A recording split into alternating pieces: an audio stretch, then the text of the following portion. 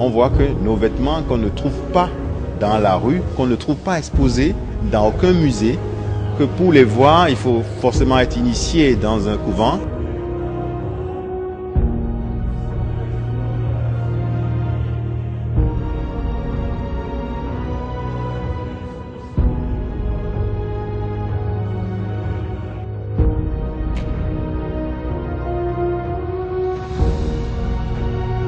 Moi, je vois par exemple un taxi qui se promène avec une pintade. Pour l'instant, a priori, vous ne le voyez pas. Je suis pas sûre que vous le voyez. Et là, vous prenez votre application Wacpon, qui est sur votre téléphone ou votre tablette, et vous visez une image magique.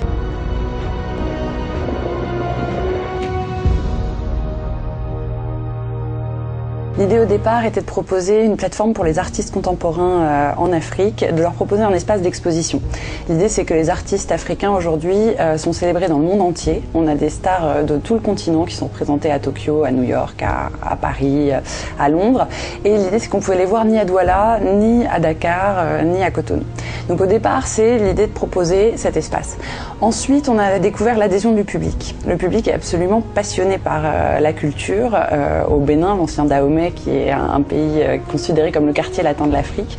Donc c'était très important pour le public de découvrir ça et les gens ont adhéré de façon massive. C'est-à-dire quasiment 1 million de personnes par an sont venues voir les expositions.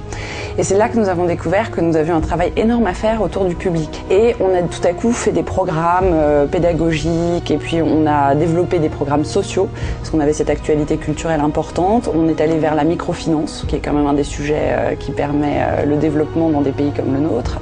Et nous nous sommes retrouvés avec un programme pour les femmes exclues de la microfinance. Et voilà, et après, en voyant ce que ces femmes gagnaient avec ce programme, comment elles mettaient leurs enfants à l'école dès qu'elles dépassaient le seuil de pauvreté, on s'est dit qu'il y avait quelque chose dans l'accompagnement de l'éducation des enfants. Et c'est là que nous avons créé le programme des bibliothèques, des mini-bibliothèques, qui sont des petites bibliothèques qu'on essaye d'installer un peu partout dans des quartiers très scolarisés, à forte densité de population.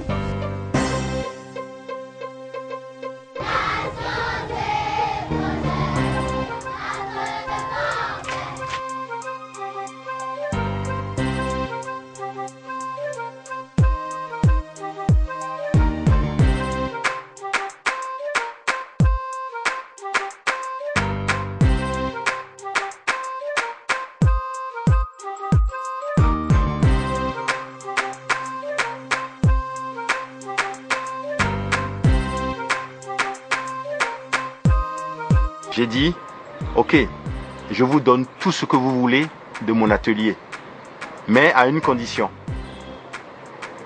À la seule condition que vous ne me payez pas. On est dans un système où vous pouvez arriver avec 10 milliards, vous n'aurez jamais autant de respect que quelqu'un qui a fait une thèse. Donc on est dans un pays comme ça qui est très très sensible aux questions culturelles, qui a une tradition culturelle très riche. On vient de différents royaumes dans le pays qui ont tous eu des traditions artistiques importantes, avec des artistes de cour, avec voilà, une vie culturelle extrêmement dense. Et donc en fait, voilà, c'est la prolongation naturelle de présenter la culture contemporaine aujourd'hui. La question aussi des urgences humanitaires est moins forte au Bénin. On fait certes partie des pays les plus pauvres du monde, mais on n'est pas dans des urgences humanitaires comme au Darfour, on ne sort pas de la guerre, on est dans une démocratie stable depuis 20 ans. Il y a ce sujet quand même qui fait qu'on a maintenant du temps à accorder à l'éducation, parce que si on est quand même très intéressé par notre histoire et notre passé, on regarde aussi beaucoup vers l'avenir.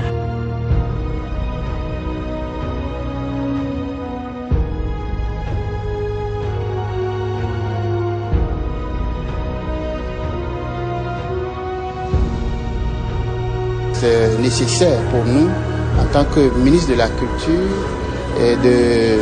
d'aller voir et de nous rapprocher de la Fondation, de vivre leur expérience et surtout l'effort qui se fait ici et qui justement valorise notre culture au-delà de nos frontières. Je dois beaucoup féliciter toute l'équipe, surtout la responsable pour ce qui se fait.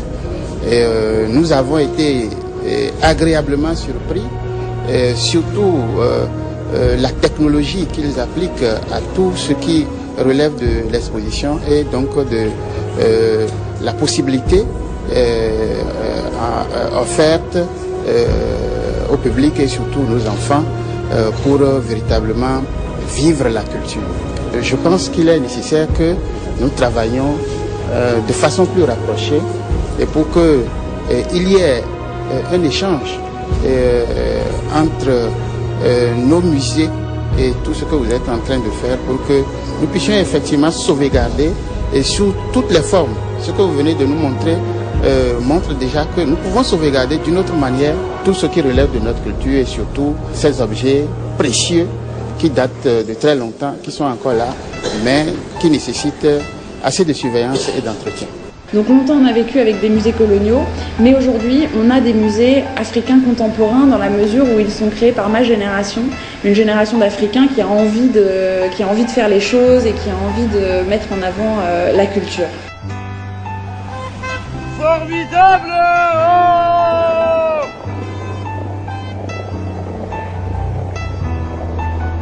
Que nos pièces les plus importantes doivent rester.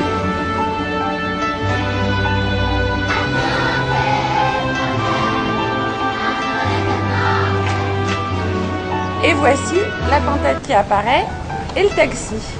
Et c'est ça qui est très fort dans cette application, c'est que vous pouvez découvrir des œuvres de tous les artistes de notre collection et que vous pouvez les faire apparaître avec une application gratuite téléchargeable sur tous les téléphones portables et les tablettes et avec 10 images magiques que vous pouvez télécharger sur notre site wacmoapp.org. Formidable! Oh!